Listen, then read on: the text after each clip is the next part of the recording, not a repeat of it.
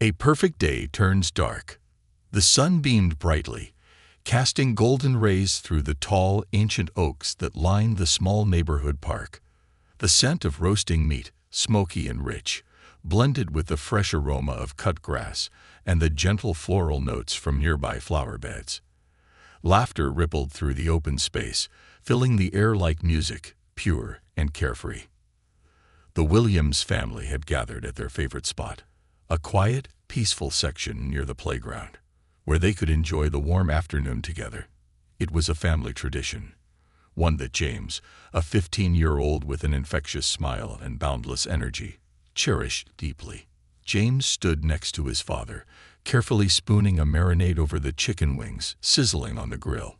His father, Michael Williams, a man with strong hands and a patient heart, watched with a proud smile. "Not too much, son," Michael said, adjusting the tongs in his grip.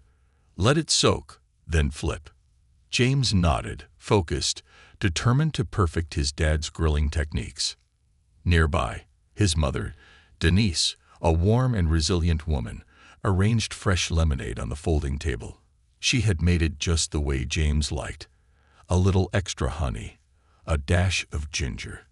His 8-year-old sister, Kayla, giggled as she chased a colorful rubber ball around the grass, her braids bouncing with each movement.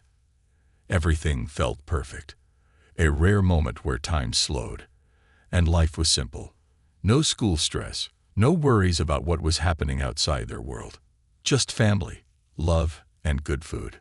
James took a deep breath, letting the moment sink in. But perfect days don't last forever. The presence that changed everything. It started as a flicker, a distant glint of light reflecting off metal.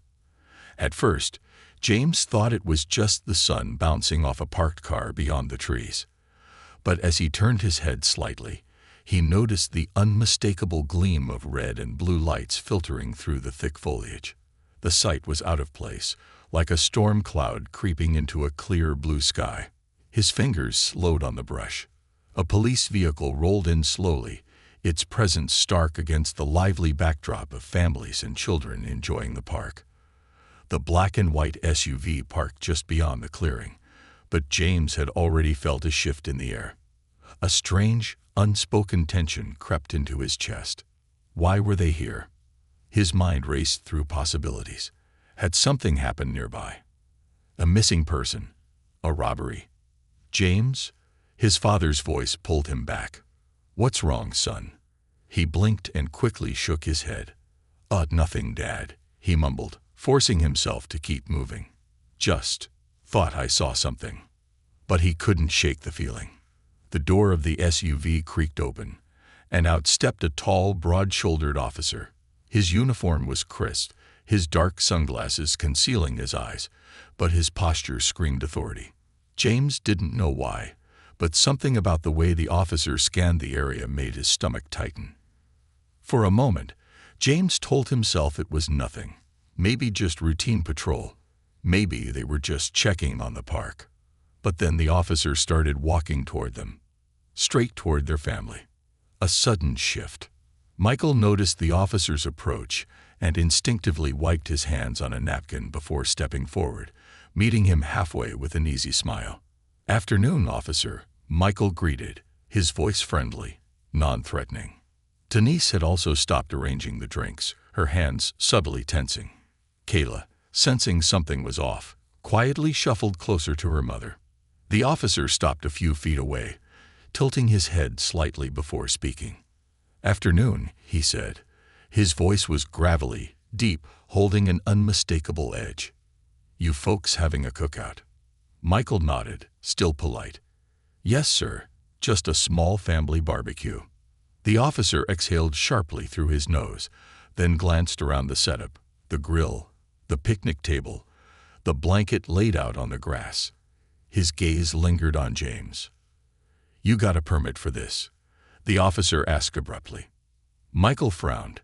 "A permit? This is a public park, officer. I wasn't aware we needed one." The officer's lips twisted slightly, almost as if he enjoyed the response. "You do. Can't just set up a grill anywhere you want. It's a safety issue." You sure you're not causing a disturbance?" The way he said it, causing a disturbance, made James's stomach turn. Michael, ever composed, lifted his hands. "Officer, we come here often. We've never had any problems before." "First time for everything," the officer muttered. His attention snapped back to James. "You," he pointed. "What are you doing?" James stiffened. His voice stuck in his throat for a second before he managed to answer. "Just helping my dad with the grill, sir." The officer didn't respond immediately. He took a slow step forward, towering over James now. Even with the sunglasses hiding his eyes, James could feel them staring through him, dissecting him. "That's so," the officer said. "You sure you weren't up to something else? Looked like you were acting suspicious." The accusation hit like a punch. James's mouth went dry. Suspicious. He glanced at his parents. Denise's expression had hardened, and Michael had subtly placed himself slightly in front of James, his posture tense. "We haven't done anything wrong," Denise said firmly. "We're just here, spending time as a family." The officer's jaw tightened. James could see it now, the way the officer's fingers twitched near his belt, the slow shift of his stance, like a wolf preparing to pounce. "Ma'am, I'm not talking to you," the officer said sharply. Then he turned back to James. "Got anything in your pockets?" James blinked. "What?" "You heard me." The officer took another step forward. "Empty your pockets." Now, the moment everything changed. For the first time, James felt real fear. Not the kind of fear he felt when standing in front of a classroom for a speech. Not the kind he had when trying out for basketball, afraid of messing up. This fear was different. It sat like ice in his veins, like something dangerous was seconds away from exploding. James started, but Michael cut in. "Officer," his father said, keeping his voice level. "With all due respect, my son hasn't done anything to warrant being searched." The officer let out a short, sharp laugh, but there was no humor in it. "Is that so? Well, I saw him acting suspicious when I pulled up. Could be anything. Loitering, carrying something illegal. Maybe I should call for backup." James's heart pounded. His fists clenched at his sides. "Illegal? He's just a kid," Denise snapped, stepping forward. "What is wrong with you?" The officer didn't even glance at her. Instead, he reached toward his belt. "Son," he said, his voice slower now, as if he were talking to someone dangerous. "I'm gonna ask you one more time. Empty your pockets or I'll do it for you." The whole park went silent. Families that had been chatting, kids playing on the swings, everyone had stopped. People watched, some pulling out their phones, but no one stepped in. James swallowed hard. He wanted to run. He wanted to scream that he had done nothing wrong. Instead, he stood there, feeling trapped.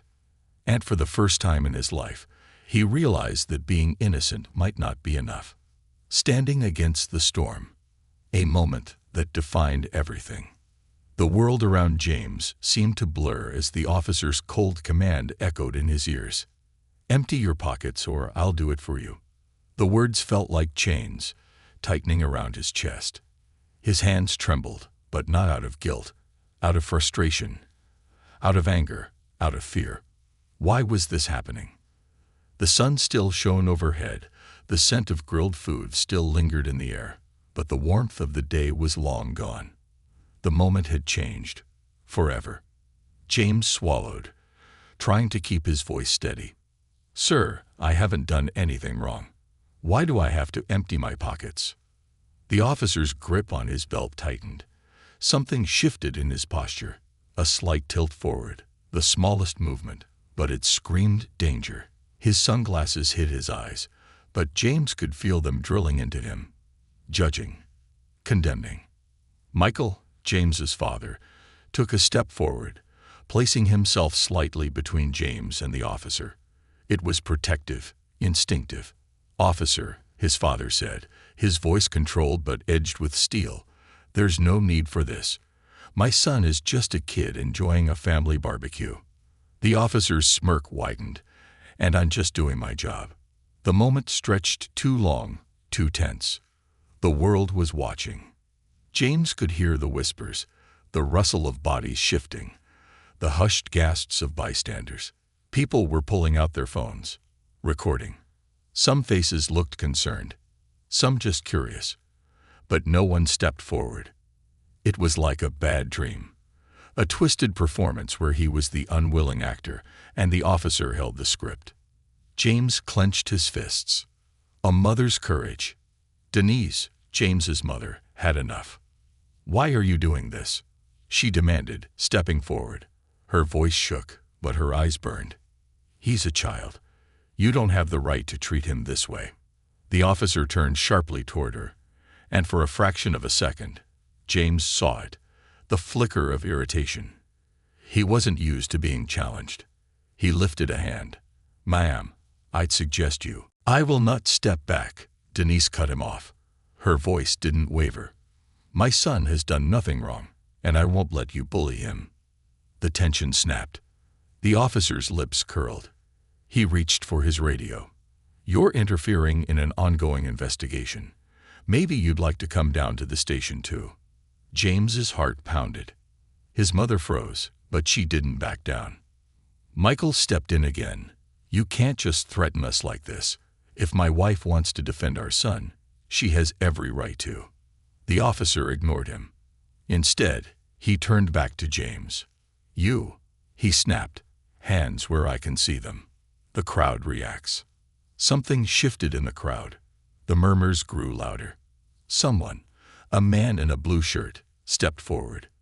"This isn't right," the man said, his voice carrying in the quiet. A woman holding a stroller muttered, "Why is he treating the kid like a criminal?" Another voice, closer, "We see what you're doing." The officer hesitated. James saw it, a flicker of doubt. His power wasn't absolute. People were watching, speaking, standing up, and that scared him. For the first time, James felt something shift, a tiny ember of hope. The officer's jaw tightened. "Step back," he barked at the onlookers. "This is police business." But the crowd didn't move. Someone raised their phone higher. Another voice, louder, angrier. "Why are you searching him? What law did he break?" James could see the frustration in the officer's clenched jaw. The control was slipping. When authority is questioned, the officer took a sharp breath, then pointed a finger at James. "You think this crowd is going to protect you?" he sneered. "You think just because some people have their phones out that I won't do my job?" James felt the rage build in his chest. He wanted to shout, wanted to demand answers. But his father placed a steadying hand on his shoulder. A silent message. "Be smart. Don't give them a reason." James forced himself to exhale. "I'm not resisting," he said, his voice calm but firm. "I just want to know what I did wrong." The officer hesitated. For a moment, the power dynamic shifted. James wasn't begging. He wasn't backing down. And that unsettled the officer. He looked at James like he wanted to break him down, make him small. But James refused to shrink. A new voice rang out. "Officer." A man in a dark suit stepped through the crowd, a leather briefcase in his hand. He walked with purpose, his face set like stone. James didn't know him, but his father did. Michael exhaled sharply. "Thank God." The officer's expression darkened. "Who the hell are you?" The man adjusted his glasses. "Their lawyer," he said. His voice was even, controlled, powerful. James saw the officer's jaw tighten. For the first time, he looked uncertain. A fight for justice. The lawyer didn't waste time. He pulled a document from his briefcase and held it up. "You are harassing an innocent minor," he said coldly. "You have no probable cause. You have no evidence, and you're being filmed. I highly suggest you back off before this turns into something far worse." The officer stiffened. "I don't take orders from you." The lawyer tilted his head. "That's fine, But you do take orders from the law. And the law says you're overstepping. The crowd whispered. The officer's fists clenched. But James could see it. The shift. The lawyer was winning. This family has every right to be here, the lawyer continued. Your aggression is unjustified. And if you don't stop now, you will face consequences. The officer's breathing was heavy. He turned, as if looking for backup. But his fellow officers, the ones who had arrived later, looked uncomfortable. One of them finally spoke. Maybe we should de-escalate, the officer mumbled. The first officer's face darkened. He looked at James, then at the lawyer, then at the phone still recording. His power was gone. With a jerk of his head, he turned back toward the patrol car. You're lucky, he spat at James. Don't push it. James held his ground. He didn't move, didn't speak. But as the officer walked away, something inside him shifted. He had been shaken, humiliated, angered, but he was not broken. His father hugged him tightly. His mother wiped tears from her face, and the lawyer. He simply turned to James and nodded. You did well, he said quietly. James took a breath.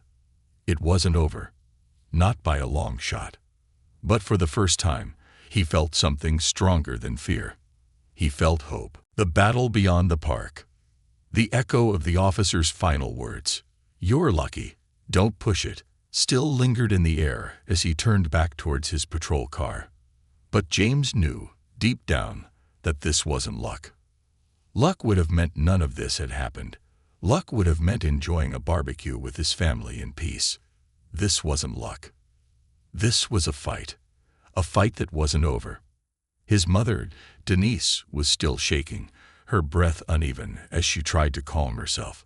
His father, Michael, had an arm wrapped tightly around her shoulders, while his other hand rested protectively on James's back. Kayla, his little sister, clung to their mother's leg, confusion and fear written all over her young face. She didn't fully understand what had happened, but she felt it. The way the mood had shifted, the way their happy day had turned into a nightmare. And James, he felt exhausted, not just physically, but mentally, emotionally. He had never experienced fear like that before. The kind of fear that made his heart pound so hard it hurt. The kind that made his stomach tighten, his hands tremble. And worst of all, the kind that made him feel helpless. But now, as he looked around, he saw something else. He saw the crowd. People had stopped what they were doing to witness what had happened. Some had recorded everything. Others had watched in silence. But now, their silence was breaking. People were murmuring, angry, disgusted, outraged. The moment the officer left, a woman with short curly hair and a determined look on her face walked up to Denise. I got everything on camera, she said, lifting her phone. Every single second of it. Denise, still shaken, blinked. You recorded it. The woman nodded. We all did. She turned and gestured to several others. More people stepped forward. An older man with graying hair, a teenage girl holding her phone tightly, a couple with a baby in a stroller. Are you okay? The teenage girl asked James. She shook her head. That was wrong. The man with graying hair nodded. They had no right at all. The voices grew louder. That officer abused his power. This needs to be reported. They can't get away with this. James looked at his father, searching his face for answers. Michael let out a long breath, glancing toward the lawyer. What do we do now? The lawyer adjusted his tie, his face unreadable for a moment. Then he spoke. We fight back. The road to justice begins. The ride home was quiet.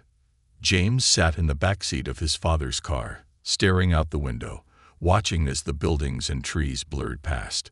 His mind replayed everything that had happened. The officer's cold, calculating voice. The feel of his hands gripping James's wrist, twisting it just hard enough to hurt. The way he had spoken, as if James was nothing more than a problem to be dealt with. He exhaled sharply, squeezing his hands into fists. His mother turned in her seat, watching him. "You okay, Haiti?" James hesitated. He wanted to say yes. He wanted to pretend that this hadn't shaken him to his core. But he couldn't. So, instead, he shook his head. "No," he admitted softly. "I'm not." Denise reached over and took his hand, squeezing it gently. Michael's hands tightened on the wheel. "We're going to make sure he never does this to anyone again." The lawyer, Mr. Carter, spoke up. "I'll be filing a complaint with Internal Affairs first thing tomorrow morning," he said, "and we'll be reaching out to the media." Denise turned to look at him, her eyes filled with worry. "The media?" Mr. Carter nodded. "This case needs attention. We need people to see what happened. The officer won't face consequences if we stay silent." James swallowed. He had never thought about being on the news, about being the center of a fight. But then he thought about that officer's smug, satisfied grin, about the way he had humiliated him in front of everyone, and suddenly he knew. This couldn't be ignored, not just for himself, but for every other kid who had ever been treated the same way. James looked up at the lawyer. "I want to help," he said. "I want to fight back." Mr. Carter smiled, but it wasn't just a reassuring smile. It was the kind of smile that said, "Good, you're ready." The video that changed everything. That night, the video went online, and it exploded. Within hours, it was being shared everywhere. People flooded the comments with outrage. "That officer needs to be fired. This is why we need change. How many times does this have to happen before something is done?" News stations picked it up. Reporters reached out, asking for statements. And then, something big happened. The mayor of the city released a statement. She had seen the video. She was furious. An investigation into the officer was announced. James's phone buzzed nonstop. Messages, notifications, people he barely knew were reaching out. His classmates, his teachers, even people from different states. He had become a symbol. And suddenly, the fear he had felt that day started to fade. Because now he wasn't alone. Now people were listening. The officer faces the consequences. 2 days later, James and his family walked into the police department. They weren't alone. They were surrounded by reporters, activists, people who had seen the video and wanted to make sure justice was served. Inside, the officer, the same one who had humiliated James in the park, was sitting in a chair, his face grim. This time, he was the one under scrutiny. The police chief spoke firmly. "After reviewing the footage and conducting interviews, we have determined that Officer Daniels acted inappropriately." James's breath caught.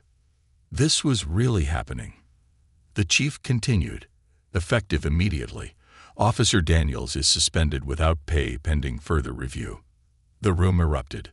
Some people cheered. Others demanded more. "Suspended," someone shouted. "He should be fired." The officer, Daniels, glared at James. "This is ridiculous," he muttered. "I was just doing my job." Michael stepped forward. His voice was calm, but firm. "Your job is to protect and serve, not harass innocent kids." Daniels clenched his jaw, but said nothing. For the first time, he had no power. James looked at him. And for the first time, he wasn't afraid. A new beginning. That night, as they sat together as a family, James felt something new. Relief, hope, but most of all, strength. His mother smiled, brushing a hand over his forehead. "I'm so proud of you." James smiled back. "I just didn't want to stay silent." Michael nodded. "And you didn't. And because of you, change is happening." James exhaled slowly. Maybe this wasn't how he wanted things to happen. But now that it had, he was ready to keep fighting. Because no one deserved to feel powerless. Not him. Not anyone. And this was just the beginning. The weight of justice. James woke up to the sound of his phone buzzing nonstop. For a moment, he forgot where he was, forgot that his entire life had changed in the span of a few days.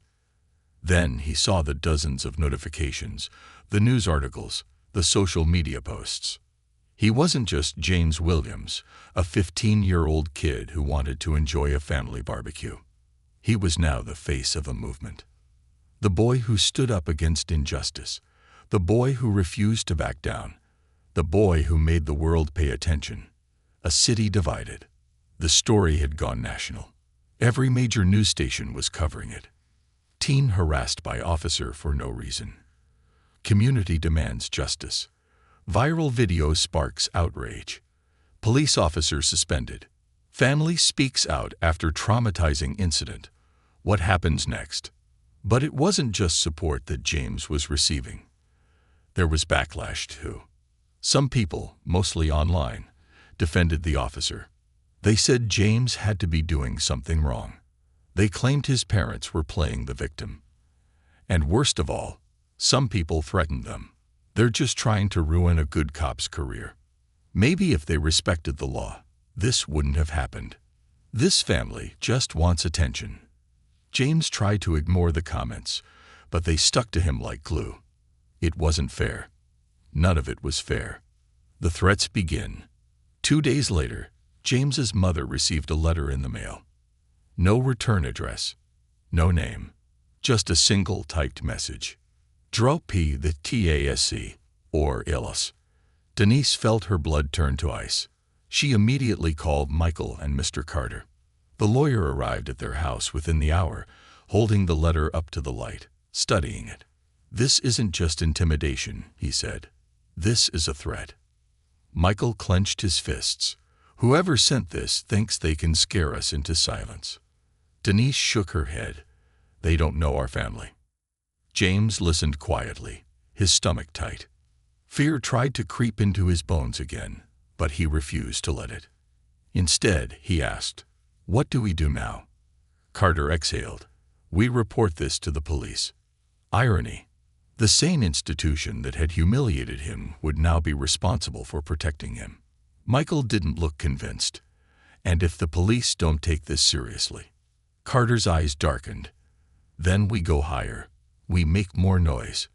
We remind them that we're not afraid." James felt something ignite in his chest. For the first time, he wasn't just reacting to the situation.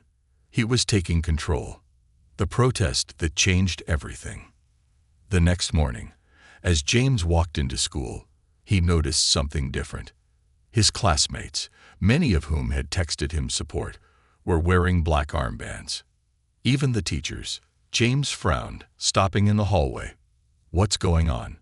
His best friend, Marcus, grinned. "It's for you, man." A show of support. James blinked. "Wait, this was your idea?" Marcus shook his head. "Nope. This was the whole school's idea." James's heart swelled. He wasn't alone in this fight. Not even close. Later that evening, James and his family arrived at a protest in front of City Hall. Hundreds of people had gathered, holding signs, chanting, demanding justice. No justice, no peace. Protect our kids, not your power. We stand with James. James felt overwhelmed. Then a woman approached him. She was older, maybe in her 50s, her hair streaked with gray. Her eyes were kind but filled with pain. "I saw what happened to you," she said. "It reminded me of what happened to my son." James swallowed. "Your son?" She nodded. "He wasn't as lucky. He didn't get a lawyer in time. He didn't have the video. And now he's gone." James's chest tightened. "I'm so sorry." She smiled softly, but it didn't reach her eyes. "Don't be sorry," she said.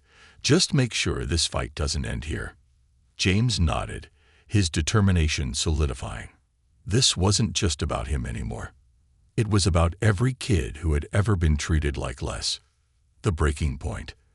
The day after the protest, James's family received a phone call. It was the police department. "The chief wanted to meet. When they arrived at the precinct, the chief, a tall, stocky man with a heavy mustache, greeted them in his office. "I'll get straight to the point," he said, looking tired. "We've been pressured to take further action against Officer Daniels. He will be fired immediately." James exhaled. The battle wasn't over. But this was a victory. Daniels was gone. But the chief wasn't finished. "Given the threats your family has received," he said, "we're offering you police protection." Michael scoffed. "You expect us to trust you to protect us?" The chief winced. "I understand your hesitation, but we take threats seriously." Denise nodded. "We'll think about it." James spoke up. "We don't want protection." Everyone turned to him. "We want change." The chief nodded slowly. "Then let's talk about what that looks like. A new path forward." Over the next few weeks, things began to shift. The city passed new policies: mandatory body cameras for all officers, de-escalation training for law enforcement, a civilian oversight board to review police misconduct. James and his family were at the center of it all. Interviews, meetings, community discussions. They weren't just fighting back. They were changing things. And as James stood before a crowd one evening, speaking into a microphone, he realized something. That officer had tried to silence him, tried to break him. But instead, he made him stronger. And now, the whole world was listening. The cost of change. The city had changed. The policies, the public outrage, and the collective voice of thousands had forced officials to act. Officer Daniels was fired.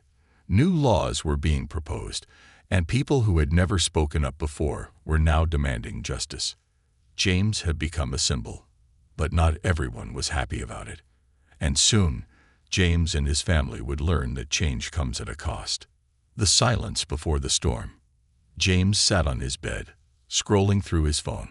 The news still buzzed with his name. Teen who stood against police brutality becomes face of a movement. Williams' family pushes for law enforcement reforms in City Hall. Officer fired, but is it enough? He read the words, but they felt distant. What had started as one terrifying moment had now become his entire world. He had spent days in meetings, giving interviews, speaking at rallies. He should have felt proud. But instead, he just felt tired. A knock at his door pulled him from his thoughts. "James." His father's voice. James sat up. "Yeah." Michael stepped inside, holding his phone. His face was serious. "I need you to see something." James took the phone and pressed play. The video was grainy, shot at night. A figure stood outside a building. A police station. A man's voice spoke, low and filled with anger. "These people think they can destroy a good man's life over nothing. They think they're heroes." The camera shifted, showing Officer Daniels. His face red. His fists clenched. "This ain't over." James's stomach twisted. Daniels had been fired, but he wasn't done. His father took the phone back. "We reported it, but there's not much they can do until he actually does something." James exhaled sharply. "So what? We just wait." Michael sat beside him. "We stay smart. We stay safe." James clenched his fists. It wasn't fair. He had done nothing wrong. And yet, he was the one who had to be careful. But deep down, he knew this fight wasn't over. It was just beginning. Threats in the dark.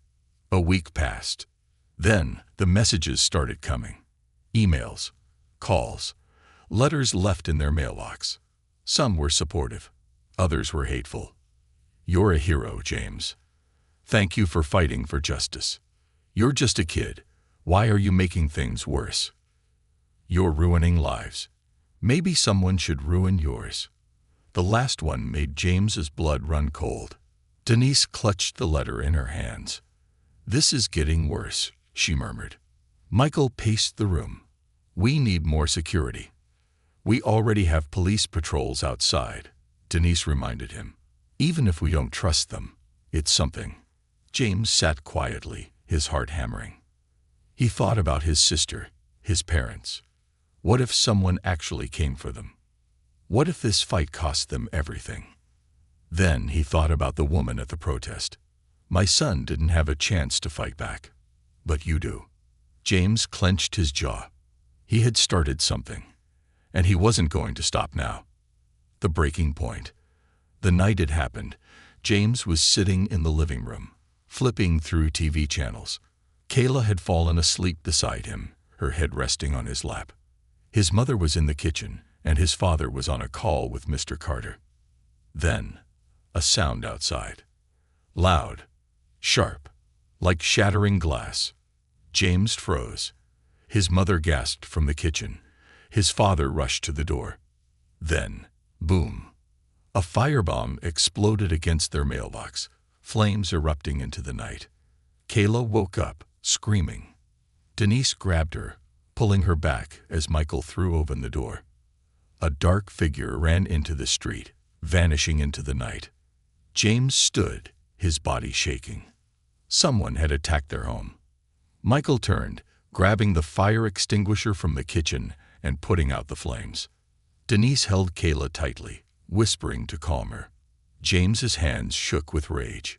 This wasn't just a warning. This was an attack. Enough is enough. The next morning, the world knew. News stations covered it. Home of activist family targeted in violent attack. The mayor released a statement. The police chief called for an emergency investigation. Even the governor made a comment. The pressure was building. And James was done being afraid. Standing before a crowd of reporters, he took the microphone. His voice did not shake. They tried to silence me. They tried to make me afraid. He looked directly into the cameras. I won't stop speaking. Denise stood beside him, holding his hand. Michael stood behind him, his eyes filled with pride. Kayla clutched their mother's arm, watching her big brother stand tall. The world had tried to break them, but they were still standing, stronger than ever. The arrest that changed everything. 3 days later, Officer Daniels was arrested, not just for harassment, not just for threats, but for conspiring with a group of extremists to silence James's family. The attack on their home had been planned, and the people responsible, they were going to prison. When James heard the news, he felt something he hadn't felt in weeks. Relief, but also resolve. Because he knew, this wasn't the end. The fight for justice didn't end with one officer being arrested. It ended when no one had to fear being silenced, when no one had to fear the color of their skin. And until that day came, James would keep fighting. For his family, for his future, for everyone who had ever been afraid. The fight isn't over. The arrest of Officer Daniels sent shockwaves through the city. People celebrated. Others doubted it would change anything. But James knew one thing: this wasn't the end. The people who had attacked his home weren't just random criminals. They were part of something bigger. And if he thought the threats would stop now, he was wrong. A legal war begins. The morning after the arrest, James and his family sat in Mr. Carter's office, the weight of the past few weeks pressing down on them. Carter leaned forward, his hands clasped together. The good news is, Daniels is behind bars. The bad news, he exhaled.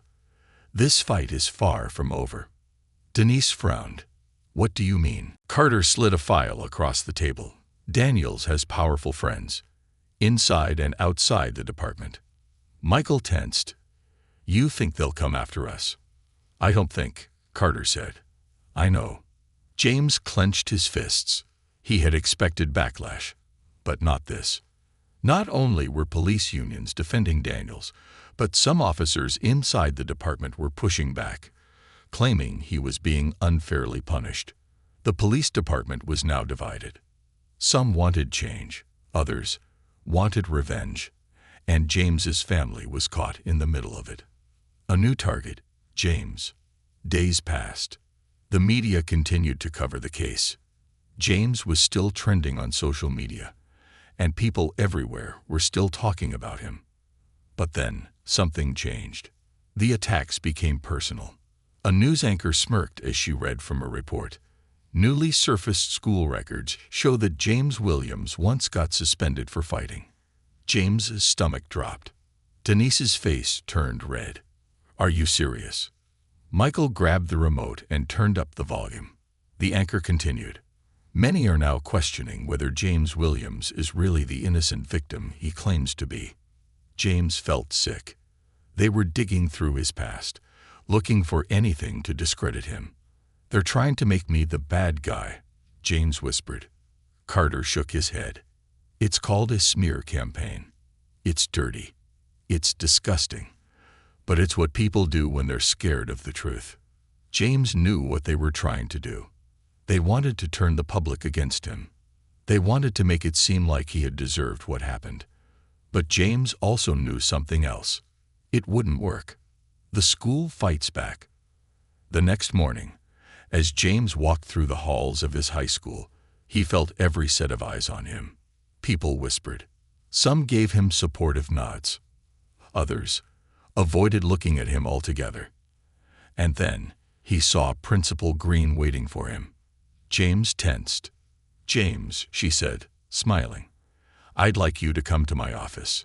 James followed her, his heartbeat quickening.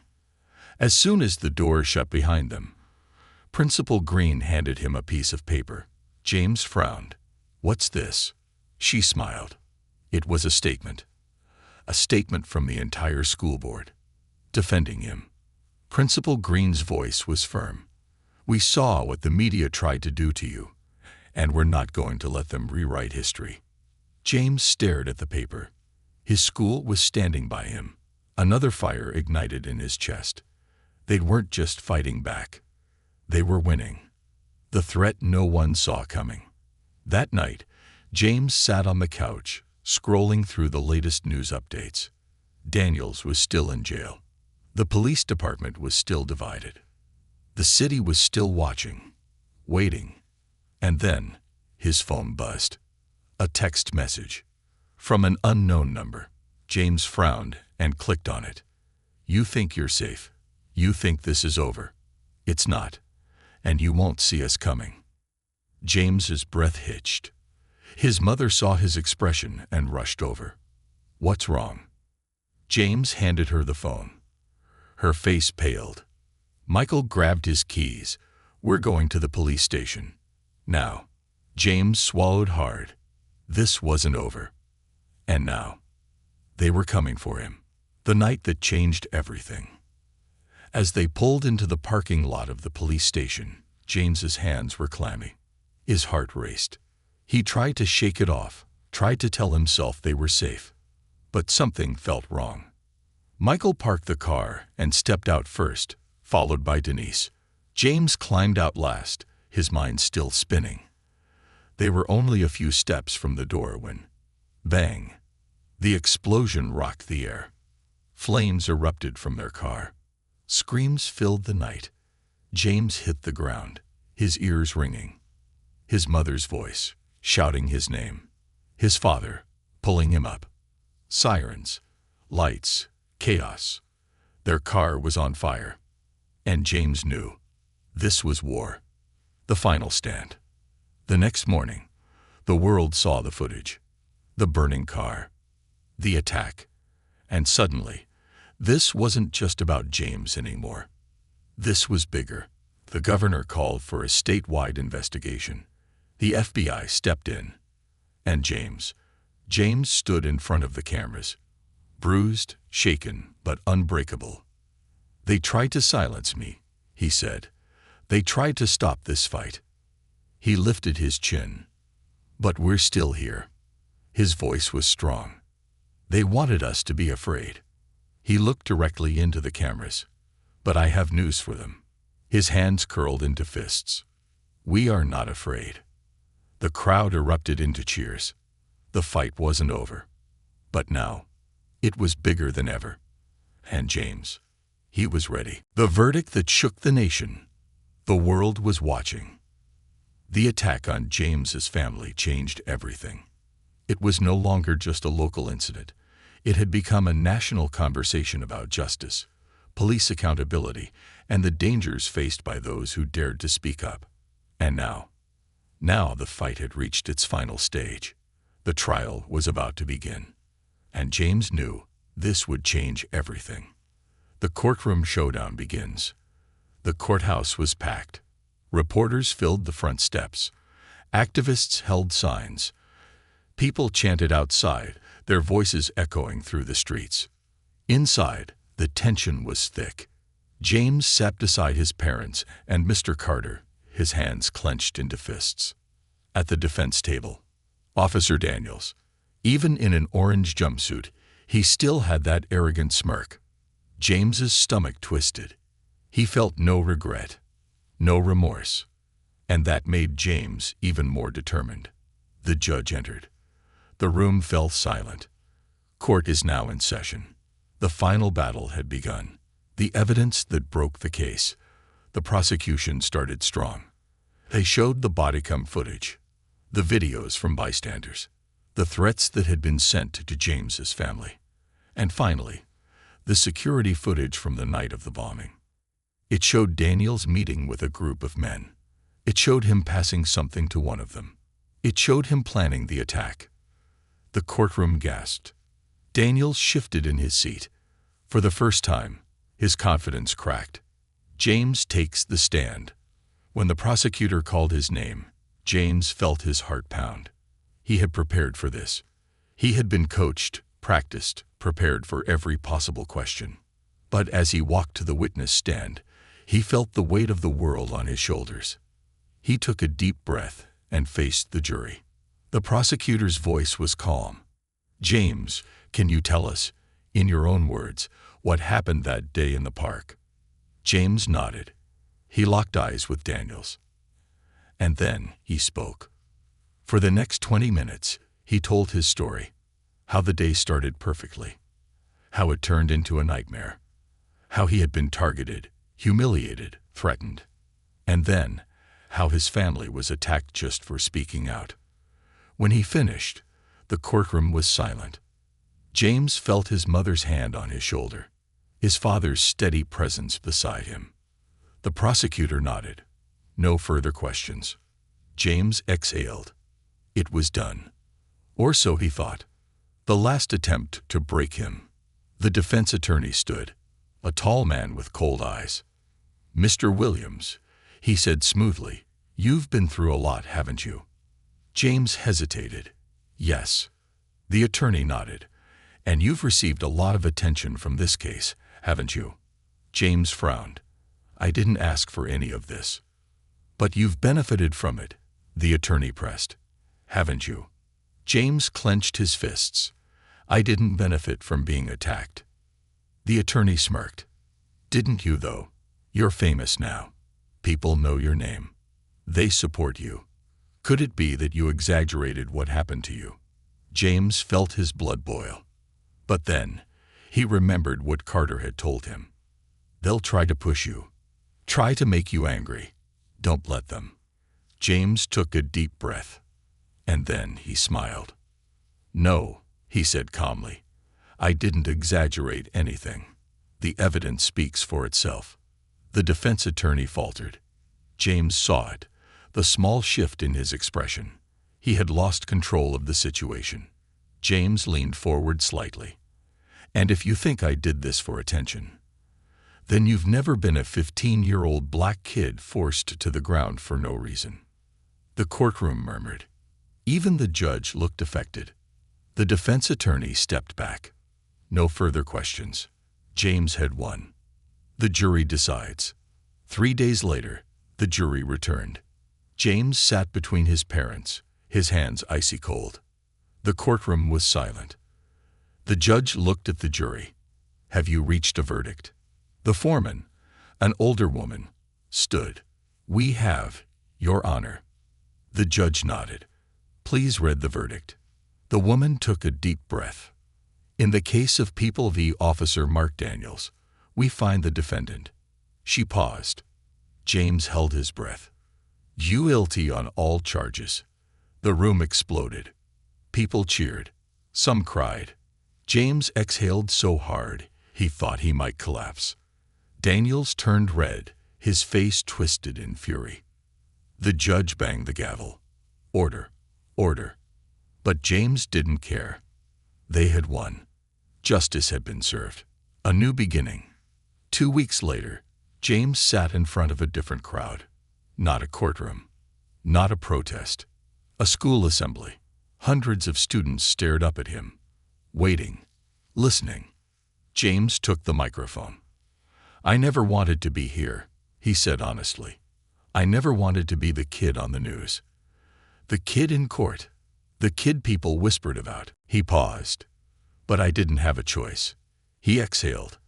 "The truth is, none of us should have to fight for basic respect. None of us should have to prove that we deserve to exist without being treated like criminals." He scanned the room. "But the world isn't fair. So when it happens to us, we have to fight." His voice grew stronger. "I stood up for myself, but I didn't do it alone. My family stood with me. My friends, my teachers, strangers who saw what happened and said, 'This isn't right.'" He lifted his chin. "So now, I ask you, if you see injustice, will you speak up? Will you fight back? Will you stand with the people who need you?" The room erupted. Cheers. Applause. James smiled. This fight was never just his. And now, it belonged to everyone. The world had changed. And so had he. The final chapter. The night of the verdict, James and his family sat outside their home. The stars shone brighter than they had in weeks. Michael looked at his son. "How are you feeling?" James took a slow breath. "Lighter," he admitted. Denise smiled. "I think you changed the world, baby." James chuckled. "Not the whole world." Michael clapped him on the back. "But enough of it." James looked up at the night sky. For the first time in a long time, he felt free. The fight wasn't over. It never would be. But James Williams was ready. And no one, no one, would silence him again. Not now. Not ever. The legacy of courage. The fight was over. But the scars remained. James sat in his room, staring at the framed newspaper headline on his desk. "Officer found guilty. Justice for James Williams." He traced the words with his finger, but instead of relief, he felt something else. Emptiness. He had spent months fighting. Months proving his innocence. Months surviving. Now that it was over, what came next? He had won. But at what cost? The world still watches. James couldn't escape the attention. His social media was exploding. People sent messages. Thousands of them. Some were grateful. "You gave me the courage to stand up for myself." Some were angry. "You ruined a good man's life." And some were terrifying. "Watch your back, kid. Not everyone's happy with what you did." James had learned to live with it, but it still weighed on him. The quiet conversations. His father noticed. Late one night, Michael found James sitting on the back porch, staring at the stars. Michael sat down beside him. "You look tired, son." James exhaled. "I am." Michael nodded. "I know the feeling." They sat in silence for a while. Then James whispered, "Was it worth it?" Michael turned to him. "What do you think?" James hesitated. "I mean, we won, but it feels like we lost something too." Michael took a slow breath. "We lost peace." James nodded. "Yeah. But we gained something bigger." James frowned. "Like what?" Michael looked at him. "Change." James thought about that. The laws that had been passed. The officer who had been held accountable. The conversations that people were finally having. Maybe his father was right. Maybe this fight wasn't just about him. Maybe it was about every kid who would come after him. James let out a slow breath. "It still hurts," he admitted. Michael put a hand on his shoulder. "That's how you know it mattered." James didn't say anything. But for the first time in weeks, the weight didn't feel as heavy. A new purpose. Weeks passed. Life slowly returned to normal. But James couldn't just go back. He had seen too much, felt too much. So when Mr. Carter invited him to speak at a youth justice event, James didn't hesitate. He stood in front of a room full of kids just like him. And he told his story. Not just about the fear, not just about the anger, but about the power of speaking up. He looked into the eyes of kids who had felt invisible their whole lives. And he told them the truth. You don't have to be a victim, he said. You have a voice, and no one can take that from you. The applause was deafening. But James didn't do this for the claps. He did it because he believed it. The final chapter. 1 year later, James stood on a stage, wearing a graduation cap and gown. As he looked out into the crowd, he saw his parents, his sister, his friends. And in that moment, he realized something. He wasn't just a kid who survived injustice. He was a fighter, a leader, a survivor. The principal called his name. He walked across the stage, shook hands, and accepted his diploma. The crowd cheered. His mother cried. And James smiled. Because no matter what happened next, he had already won. Epilogue. The boy who changed the world. James went on to college. He studied law. He became an activist, a mentor, a symbol of hope. And years later, when he walked into a courtroom, this time as a lawyer, he knew. He had turned his pain into power, his past into a future, his voice into a movement. And the world would never forget James Williams, because he refused to be silenced. And in the end, that changed everything.